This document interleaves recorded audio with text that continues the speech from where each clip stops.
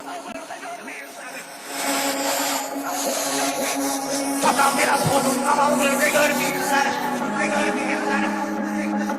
Aman heplerimizi ben bu şokla bağlarım seni. Lazım olsa dağlara, toyda dağlarım seni. Atıqlama kendini, kendimde bağlarım seni.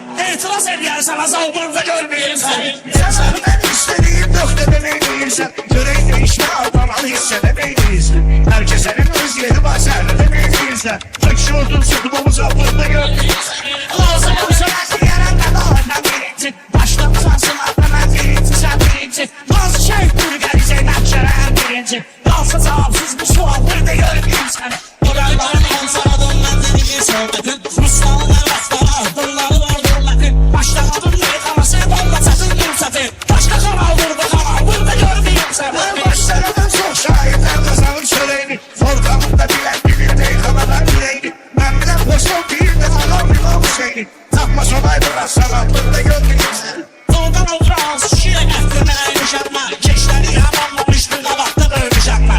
İlmiye sevgilimi de damlarıyla dövmüşanlar. Satırsan az yaşlıya baldırma görmeyimler. Ezel sana yazısıyla peşi canı geri vardır. Şairi destek tutla bu kıyıları geri var. Başlaka kendinden bir sana var geri var.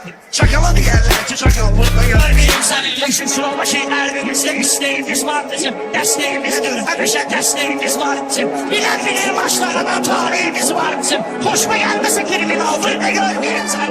Orhan millet tanıyor Orhan Mesut sağladı.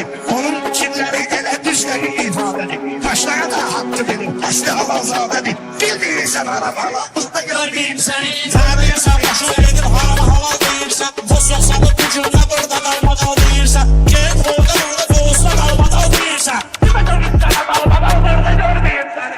Eline kalmadan görseyirem bir yandan. Yanıklarına kadar pisiyirem bir yandan. Dalmada olsun da kızıl sözseyirem bir yandan. Sen de nasıl imperial burada görmeyeyim seni. Verme köyleşine beni hemşe bağlı değil gibi. Sözüm rast benim de yarar lazım var elinden. Söz diyen değerli nasıl buyur sanki seninle.